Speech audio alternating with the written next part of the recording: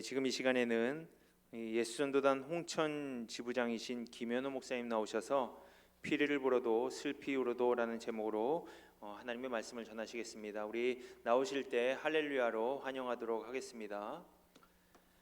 할렐루야. 할렐루야. 네, 감사합니다. 같이 기도하겠습니다. 하나님 감사합니다. 하나님 이 오후에 하나님 말씀을 들을 때 하나님 깨닫게 하여 주시고, 하나님 듣고 끝나는 것이 아니라 우리 삶 가운데 실천하고 살아내는 은혜가 우리 모두에게 있길 간절히 기도합니다. 주님, 이 모든 시간을 주님께 올려드립니다. 주님 함께 하여 주시옵소서. 예수님의 이름으로 기도합니다. 아멘. 반갑습니다. 저는 홍천에서 왔고요. 강원도 산골짜기에서 사역하고 있습니다. 여러분, 사람들이 보통 어려워하는 게 있습니다. 그거는 남녀노소를 막론하고 누구나 다 어려워하는 것 같습니다. 그것은 자기 자신을 무시했다라고 여겨졌을 때 마음이 굉장히 어려워집니다. 안 그러신가요? 저 결혼을 했습니다. 저 결혼했고요. 아이가 셋이나 있습니다. 근데 결혼하고 나서 알게 된 게 있는데요. 아내와 싸우는 것이 참 쉽습니다. 간단합니다.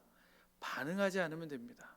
아내가 뭐라고 이야기해도 듣는 둥 마는 둥 하고, 없는 사람처럼 대하고, 말을 해도 아주 성의 없이 하면, 형식적인 대답을 하면 바로 아내가 폭발합니다. 반대도 마찬가지죠. 아내가 저에게 그렇게 반응을 하면은 굉장히 기분이 상합니다. 마음이 어렵습니다.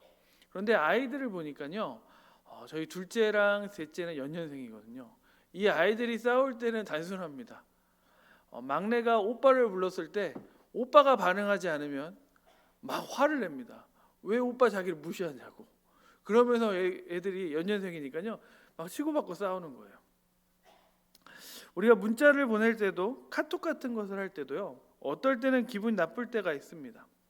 나는 급해서, 때로는 좋아서 문자를 보냈는데요, 상대방이 아무런 반응이 없을 때, 상대방이 나에게 섭섭함이 있는 건 아닌지 걱정하다 결국에 아무 반응이 없으면 어떻습니까? 기분이 나쁘고 마음이 상합니다. 반대로 기분이 참 좋을 때가 있습니다. 힘이 날 때가 있습니다. 아무리 상황이 힘들어도요, 힘이 솟을 때가 있습니다. 누군가 나를 인정해주고 나의 수고를 인정해주고, 내가 말할 때, 내가 움직일 때 함께 반응하는 사람들이 있으면 여러분 힘이 납니다. 설교할 때도요, 누군가 반응한 걸 보잖아요. 그러면 힘이 납니다. 그런데 성경을 보니까요, 예수님이 무시당하는 경우가 있었습니다. 다른 사람들이 예수님의 말씀에 반응하지 않았습니다. 오늘 본문 16절과 17절에 보니까요, 이렇게 이야기합니다. 같이 읽을까요? 이 세대를 무엇으로 비유할까? 비유하건대 아이들이 장터에 앉아 제 동물을 불러 이르되 우리가 너희를 향하여 피리를 불어도 너희가 춤추지 않고 우리가 슬피 울어도 너희가 가슴을 치지 아니하였다 함과 같도다. 아이들이요, 함께 놀 때, 피리를 불며 놀 때 주변의 친구들이 아무런 반응을 하지 않습니다. 여러분, 애도하는 노래를 불렀는데요, 반응이 없었다라는 거예요. 여러분, 애도하는 노래를 불렀다는 게 참 잘 안 다가오실 수 있죠. 근데 저 어렸을 때 골목에서 이제 그런 장난 쳤던 것 같아요. 그때는 이제 그 전설의 고향이 있잖아요. TV 전설의 고향 하면은 장례식장 그 행렬 보면은 그렇게 막 노래하면서 가잖아요. 이제 가면 언제 오나, 이런 걸 아이들끼리 장난치면요, 같이 있던 친구들은 어떻게 하냐면요, 야, 니야, 뒤에서 하면서 이렇게 장난치면서 따라가는 거거든요. 근데 생각해 보십시오. 애도하는 노래를 부르는데요, 아무도 반응하지 않는 거예요. 함께 놀려고 하는데요, 친구들이 아무도 반응하지 않습니다. 예수님이 말씀하십니다. 장터에 앉아 다른 아이들을 향해 이렇게 소리치는 아이들과 같다라고 이야기하십니다. 여러분, 여기서 아이들은요, 당시의 유대인들입니다. 지금으로 말하면 교회 다니는 사람이라고도 말할 수 있겠죠. 그런데 아이들은 두 부류로 나누어지는 것을 보게 됩니다. 바로 우리와 너희라는 단어를 사용하십니다. 바로 우리는 바로 예수님과 제자들, 지금 말하면 예수님을 구주로 믿고 그분이 원하시는 대로 자신의 삶을 드린 사람들이고, 너희는 당시의 유대인들, 바리새인들, 교회는 다니지만 말씀에 반응하지 않는 사람들, 복음에 감격이 없는 사람들, 형식적인 그리스도인들이라고 표현할 수가 있을 것 같습니다. 여러분, 피리를 불었다라는 건요, 바로 은혜의 복음을 전했다라는 겁니다. 하나님의 복음 예수 그리스도를 전했지만 그들은 예수님을 도무지 믿지 않았다라는 겁니다. 복음을 받아들이지 않았다는 것이에요. 즉 장터에서 춤추지 않았다라는 것은 매주 교회에서 예수님에 대해서 듣지만 예수님을 알기만 하고 믿지 않는, 나를 위해서 십자가에서 죽으신 예수 그리스도를 전적으로 믿지 못하고 있다라는 거예요. 여러분, 알지만 신뢰하지 못한다라는 겁니다. 여러분, 요한복음 3장 16절에 뭐라고 기록되어 있습니까? 하나님이 세상을 이처럼 사랑하사 독생자를 주셨으니 이는 그를 믿는 자마다 멸망하지 않고 영생을 얻는다라고 말씀하셨습니다. 여러분, 예수님이요 친히 우리를 위해서 이 땅에 오셔서 친히 우리를 위해서 십자가에서 죽으심으로 구원받을 그 길을, 우리가 살 길을 여셨습니다. 그리고 이 길에 대해서 어떠한 조건을 이야기하지 않으셨어요. 단지 예수님 그분을 믿으면 된다라고 이야기하셨습니다. 그런데 여전히 믿지 않는 건 바로 피리를 불어도 춤추지 않는 것입니다. 여러분, 또한 슬피 울어도 너희가 가슴을 치지 않았다라고 이야기합니다. 애통해하며 회개하지 않는 사람들을 이야기하고 있죠. 하나님을 믿고 예수님을 나의 구주로 영접했다라면 하나님의 눈으로 나를 보게 됩니다. 나 자신을 보게 되는데, 여러분 그때 어떤지 아십니까? 내 자신이 얼마나 더럽고 얼마나 큰 죄인인지 보게 됩니다.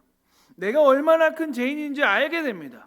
그런데 사람들은요, 그런 자기 자신을 도무지 보지 못해서 회개하지 못한다라는 것입니다. 그 시대 사람들은 예수님의 말씀에 반응하지 않았다라고 이야기합니다. 말씀을 들었지만 예수님의 복음을 받지 않았습니다. 애통해하지 않았습니다. 이 말씀은 그 시대만 적용되는 말씀이 아닙니다. 지금 우리가 사는 이 시대에도 동일하게 적용되는 말씀입니다. 우리가 교회 다니지만 교회 다니면서 충분히 그럴 수 있고 많은 사람들이 그럴 수 있다라는 것입니다. 저는 적어도 우리는 이러한 태도를 가지고 살면 안 된다라는 생각이 듭니다. 우리가 예배하러 왔다면 적어도 예수님을 홀대해서는 안 됩니다. 예수님을 믿어야 한다라는 겁니다. 그리고 믿는다면 예수님 그분의 말씀에, 그 생명의 말씀에 반응해야 한다라는 것입니다. 그러면 어떤 사람들이 예수님을 홀대했습니까? 예수님의 말씀에 반응하지 않았을까요? 이런 사람들은 어떤 사람일까라고 생각해 봤습니다. 먼저는 고정관념에 사로잡혀 있는 사람들입니다. 왜 피리를 불어도 춤추지 못할까? 왜 곡하여도 울지 못할까? 여러분, 마음이 다쳐서 그렇습니다. 오늘 이 자리에도 그럴 수 있습니다. 아는 사람을 통해서 내가 교회 왔지만 예수님을 만난 적이 없습니다. 내가 교회는 몇 년을 다녔지만 주님을, 그 은혜를 경험하지 못했습니다. 예수님을 알지도 만나보지도 못하니까 여러분, 예배를 와도 그 시간을 그저 버티는 것이고 하나님께 진정으로 예배를 할 수 없다라는 겁니다.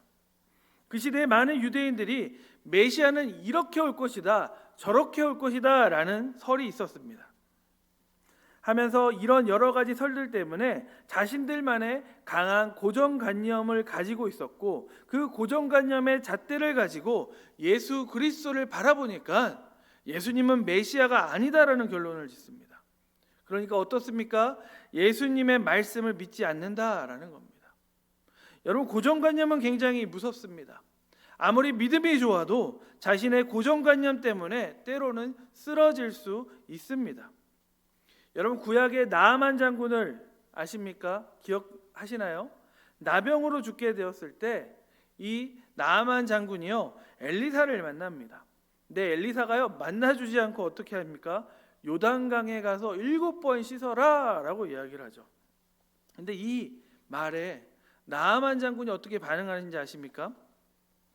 성경에는 이렇게 이야기하죠. 내 생각에는 내 생각에는 그가 직접 내 나병을 고칠 줄 알았다라고 이야기를 해요. 자기 자신이 가지고 있는 고정관념으로 생각하니까 도저히 이해가 안 된다라는 거예요. 내가 생각할 때는 나의 고정관념으로는 적어도 이렇게 해야 해라는 게 사람들 안에 있다라는 거예요.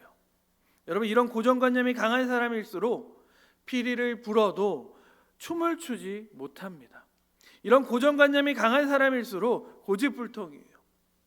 구약의 요나는 이방인은 구원받을 수 없다는 강한 고정관념을 가지고 하나님께 막 화를 냅니다.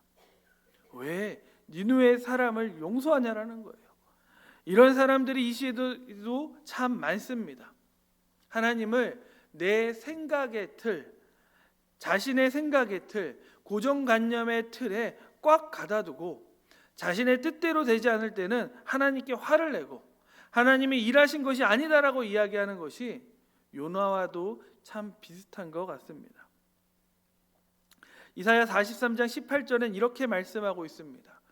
너희는 이전 일을 거역하지 말고 옛날 일을 생각하지 말라라고 이야기합니다. 과거에 경험했던 거, 네가 가지고 있던 생각들을 다 내려놓으라는 겁니다. 왜 내려놓아야 할까요?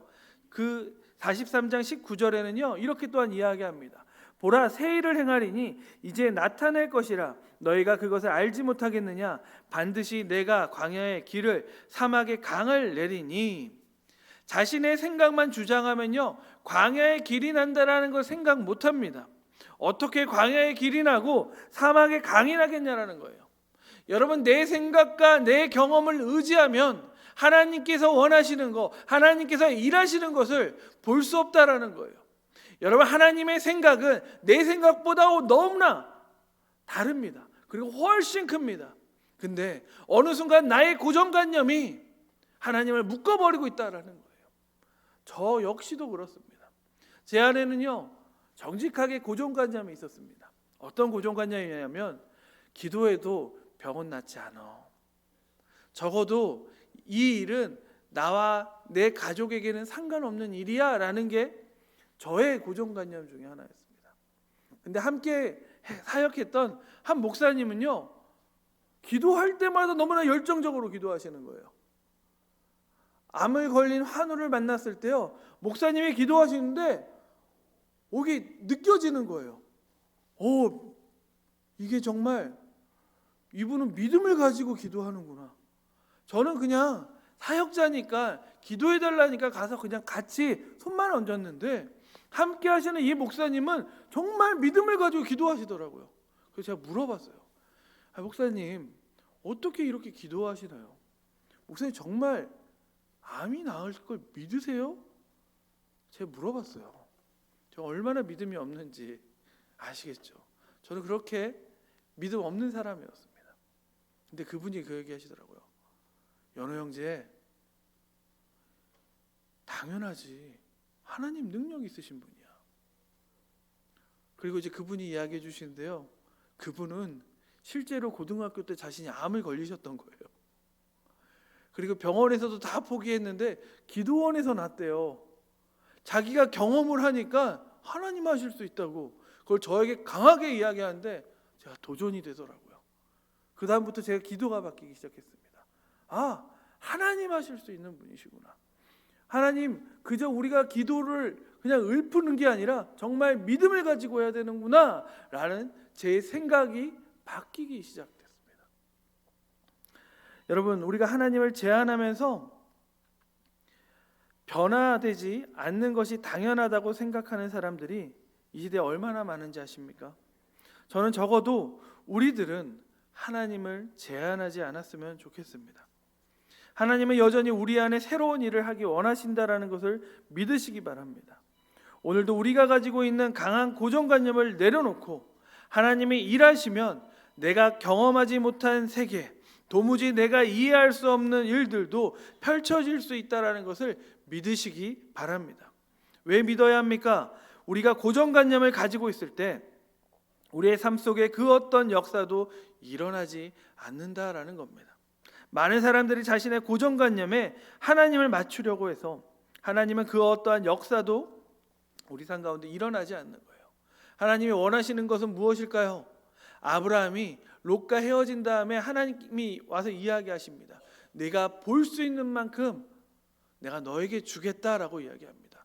우리의 믿음의 분량만큼 하나님 우리에게 주시겠다라고 말씀하셨다라는 겁니다. 우리의 고정관념에 우리를 가두지 마시고 여러분 우리의 생각의 틀을 하나님께 맞추시기 바랍니다. 여러분 피리를 불어도 춤추지 않는 사람들의 또 다른 특징이 있습니다. 그건 잘 모르면서 남을 비판하기 좋아하는 사람들입니다. 18절과 19절 말씀입니다. 같이 읽겠습니다.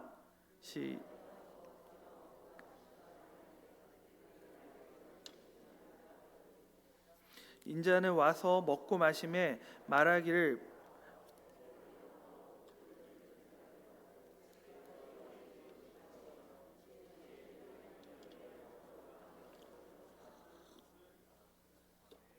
아멘. 여러분 피리를 불어도 춤추지 않고 슬피 울어도 가슴을 치지 않는 사람들의 또한 특징이 나옵니다. 당시 세례 요한이 이렇게 하면 이렇다고 못마땅해 하고 예수님이 저렇게 하면 저렇다라고 하면서 비난하는 사람들, 이런 사람들이 피리를 불어도 춤을 추지 않는 사람들의 특징입니다. 이 공식은 오늘날에도 그대로 적용합니다. 여러분 주변에 보십시오. 비판하기 좋아하는 사람들, 냉소적인 사람들, 알지 못하면서 인터넷 게시판에서 댓글 적는 사람들, 여러분 이런 사람들을 보면 한 가지 공통점이 있습니다. 비협조적입니다. 소극적입니다. 피리를 불어도요 춤을 추지 못합니다. 그런 사람들이 아무것도 모르면서 비판을 하고 있다라는 거예요. 안타까운 것은 교회 공동체에도 이런 분들이 가끔 있습니다.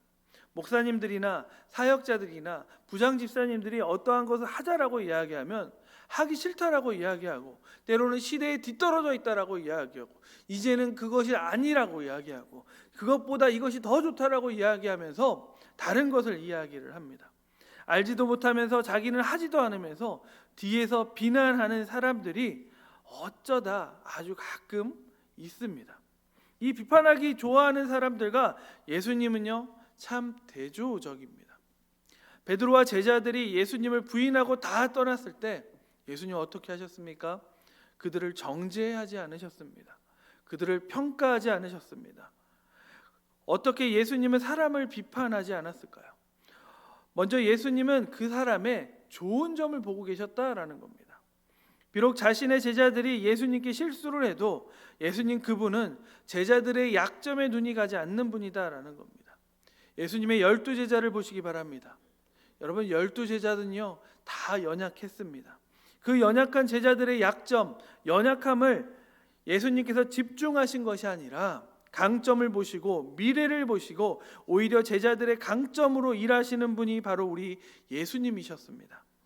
오늘 우리가 상대방의 약한 부분, 연약한 부분을 바라보면 그리고 자꾸 비난할 수밖에 없습니다. 평가할 수밖에 없습니다. 그런데 우리는 예수님을 배워야 합니다.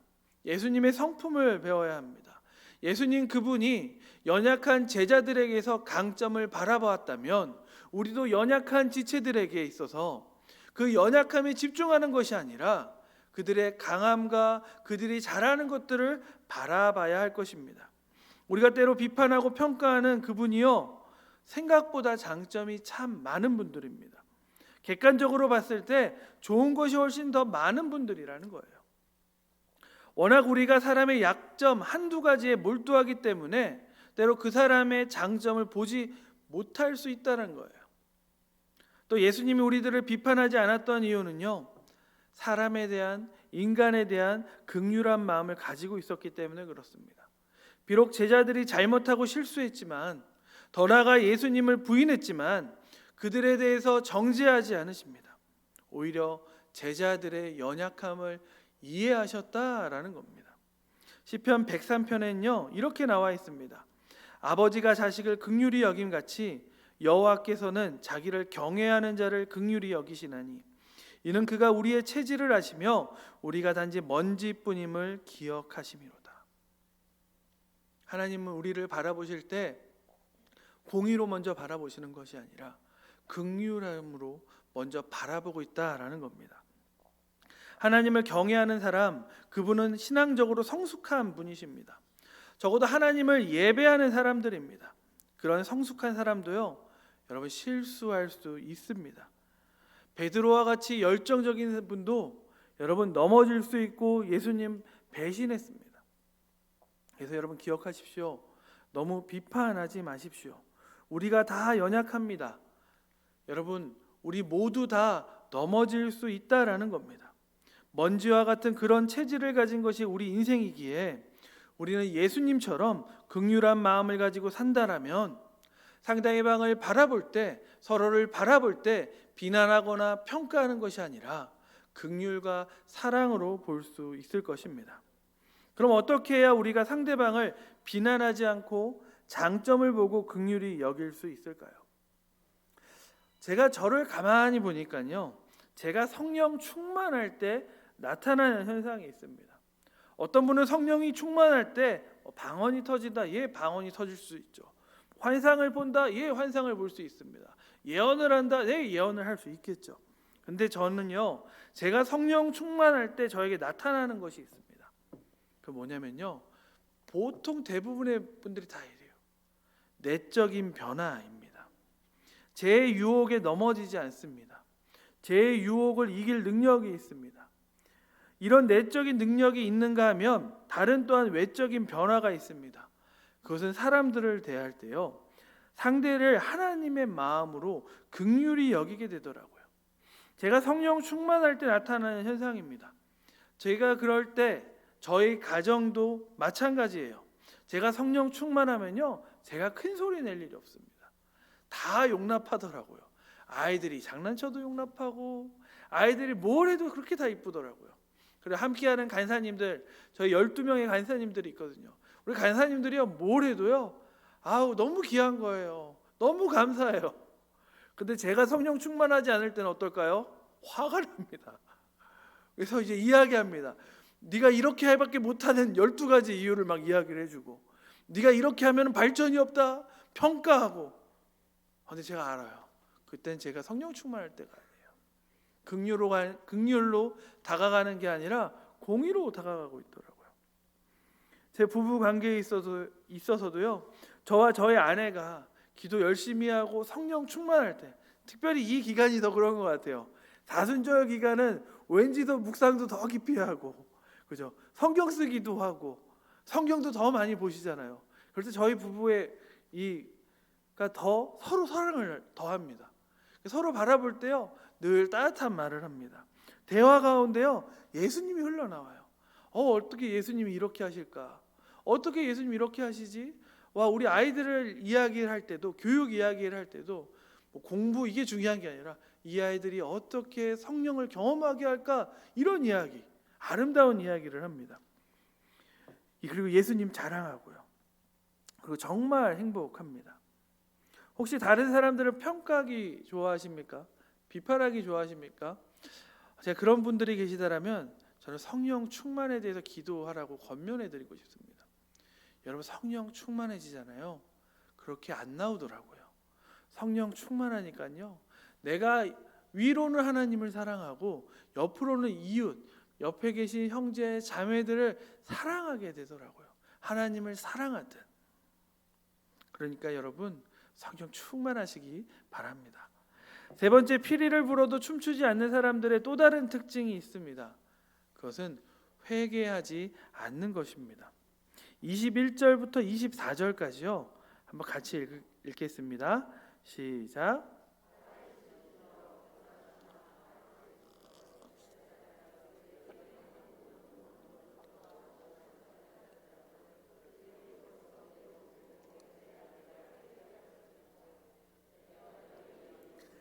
판날에 두로와 시돈이 너희보다 견디기 쉬우리라. 가버나움아, 내가 하늘에까지 높아지겠느냐? 음부에까지 낮아지리라. 내게 행한 모든 권능을 소돔에서 행하였더라며 그 성이 오늘까지 있었으리라. 내가 너희에게 이르노니 심판날에 소돔 땅이 너보다 견디기 쉬우리라 하시니라. 아멘. 여러분, 예수님이 많은 도시를 다니며 기적을 베풀고 말씀을 전했는데요, 그 중에서 이 가버나움이라는 지역에서는요, 많은 권능을 베푸셨습니다. 더군다나 이 가버나움에서는요, 예수님의 공생애 가운데 거의 2년 반의 시간을 계실 정도로 많은 시간을 보냈고 이곳에서 많은 이적을 행하셨습니다. 그런데 놀랍게도 변하지 않았다라는 겁니다. 우리가 무엇을 알 수 있습니까? 여러분, 기적을 많이 경험한다고 해서 변화되는 것은 아니다라는 것입니다. 여러분, 공부 많이 한다고 교회 생활 많이 했다고 해서요 변화되는 거 아니다라는 거예요. 날마다 기도원 찾아다니고 기도 많이 했다고 말하는 분들 중에요 때로는 인격적으로 미성숙한 분들을 보게 됩니다. 적어도 우리는 그러지 않았으면 좋겠습니다. 예수님을 알아가면요 알아갈수록 우리의 지식만이 넓어지는 것이 아니라 우리의 삶이 그리고 우리의 성품이 예수님 그분을 닮아가야 합니다. 가버나움이 그런 이적을 경험했지만 변화되지 않자 우리 예수님이 뭐라고 이야기하십니까? 교만하다라고 이야기하십니다. 결국에 교만이요 사람을 바꾸지 못한다라는 겁니다. 혹시 우리 가운데 교만함이 있습니까? 그렇다면 그 교만함에 대해서 회개하시기 바랍니다. 때로는 우리가 종교적으로 접근할 수도 있죠. 내가 기도를 이만큼 하는데 그것이 그 기도하는 시간이 나의 자랑이 되십니까? 그럼 그 자랑은 여러분 교만이죠.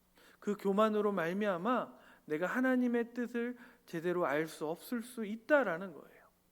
여러분, 내가 성경을 많이 봄으로 말미암아 혹시 교만해지셨습니까? 여러분, 그건 종교 행위예요. 저는 본질을 알지 못하고 행하는 모든 종교적인 행위, 그것 때문에 우리가 망한다라는 것을 기억하시기 바랍니다. 그래서 여러분, 늘 날마다 하나님 앞에, 우리 주님 앞에, 십자가 앞에 겸손히 나가는 것을 여러분 기억하시기 바랍니다. 그래서 저는 2023년에는요 우리 모두 눈물이 회복되었으면 좋겠습니다. 현대사회에서는 컴퓨터나 스마트폰을 많이 하시잖아요. 그래서 요즘 도시에 있는 사람들, 많은 사람들이 안구 건조증이 있다라고 합니다. 눈물은 여러분 어떤 역할을 하는지 아십니까? 눈을 보호합니다. 윤활유 역할을 하고 눈에 들어오는 세균을 죽이는 역할을 합니다. 그런데 저는요 오늘 여러분들 권면하고 싶습니다. 영적인 눈물을 흘려야 합니다. 여러분, 눈물을 회복해야 합니다. 영적으로 눈물을 회복하면 우리의 영을 보호하는 윤활유가 거기서 나올 겁니다. 영적으로 눈물을 회복하면 영적인 세균을 죽이는 능력이 거기서 나올 것입니다. 그래서 여러분 권면해드리고 싶습니다. 여러분, 눈물을 회복하시는 여러분 이 시간이 되시길 여러분 기도합니다. 여러분, 지금 심령이 메말라서 영적 안구 건조증이 걸리신 분이 계십니까? 아무리 예배를 드려도 마음이 굳어서 하나님의 영광을 경험하지 못하는 분들이 계십니까? 여러분, 그런 분들에게는 요한계시록 3장 16절 17절에 이렇게 기록되어 있습니다. 네가 이같이 미지근하여 뜨겁지도 아니하고 차지도 아니하니 내 입에서 너를 토하여 버리리라. 네가 말하기를 나는 부자라 부요하여 부족한 것이 없다 하나 내 공고한 것과 가련한 것과 가난한 것과 눈먼 것과 벌거벗은 것을 알지 못하는도다. 여러분, 우리 주님이 경고하고 계십니다. 내가 생각할 때 나는 괜찮다라고 많은 사람들이 이야기합니다. 나는 그럭저럭 먹고 산다라고 이야기합니다. 육체의 부유함 때문에 그 심령이 메말라가는 것을 모르고 있다라는 거죠. 이런 분들에게, 이런 사람들에 대해서 예수님이 눈물로 회개를 촉구하십니다. 20절에 이야기하죠. 볼지어다 내가 문 밖에 서서 두드리노니 누구든지 내 음성을 듣고 문을 열면 내가 그에게로 들어가 그와 더불어 먹고 그는 나와 더불어 먹으리라. 무슨 말입니까? 예수님이 문을 두드리고 계시대요. 근데 문을 두드릴 때, 내가 피리를 불 때, 내가 가슴을 칠 때 예수님의 말씀이 무엇입니까? 반응하라는 것입니다. 내가 문을 두드리면 마음을 열고 회개의 문을 열고 내게 나오라고 우리 예수님 말씀하고 있다라는 것입니다. 여러분, 한국 교회가요, 역사상, 한국 교회의 역사상 지금 이 시대가 가장 욕을 많이 먹고 있습니다. 어떤 사람들을 이야기합니다. 예수님은 좋대요. 그런데 기독교인들은 싫다라고 이야기합니다. 그들은 예수님과 기독교인들이 달라서 싫다라고 이야기합니다. 무슨 이야기입니까? 이 시대에 많은 사람들이 복음을 듣지만 반응하지 않는다라는 거예요.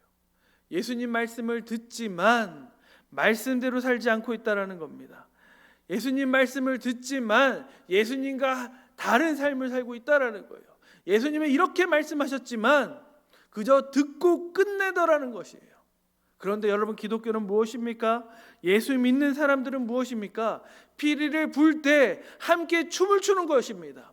예수님께서 우실 때 함께 우는 그 사람이 바로 기독교인이다라는 거예요. 바로 성도라는 것입니다. 여러분, 그래서 말씀에 반응하시기 바랍니다.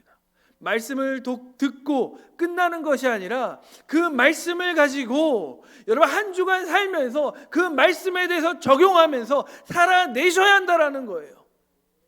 여러분, 사순절 기간입니다. 십자가의 그 사랑을 날마다만 묵상하시잖아요. 그러면 아침마다 묵상하고 좋다라고 끝내는 것이 아니라 그 십자가의 사랑을, 그 하루를 살아내셔야 한다라는 것입니다. 제가 사역하면서 가장 두려운 것이 있습니다.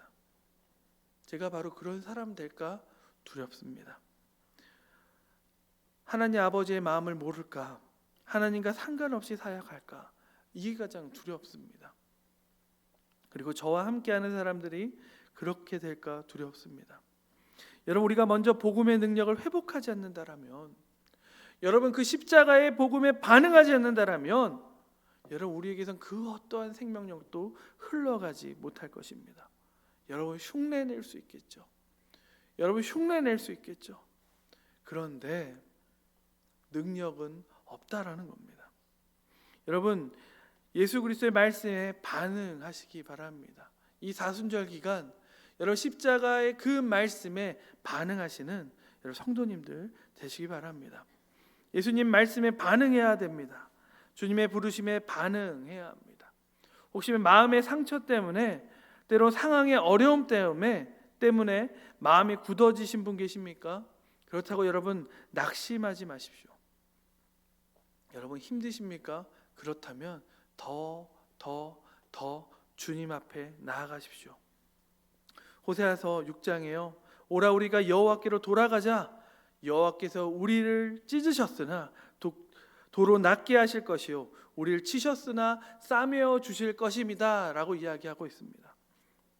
여러분, 주님 앞에 나아갈 때 회개하지 않은 심령은 피리를 불어도 춤출 수 없습니다.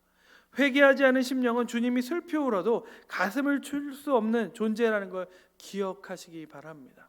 그래서 여러분, 이 사순절 기간 우리가 주님께 반응하며 십자가 앞에 반응하며 말씀에 반응하시는 우리 도화교회 성도님들 되시길 바랍니다. 그래서 좀 같이 기도하고 싶습니다. 기도 이렇게 하고 싶어요. 하나님, 제가 말씀에 반응하겠습니다. 십자가의 그 사랑에 반응하겠습니다. 그저 듣고 하나님 좋은 말씀으로 끝내는 것이 아니라 말씀대로 살아내는 은혜가 하나님 나의 삶 가운데, 나의 가정 가운데 있게 하여 주시옵소서. 같이 주여, 주의 이름 부르신 다음에 같이 통성으로 같이 기도하시겠습니다.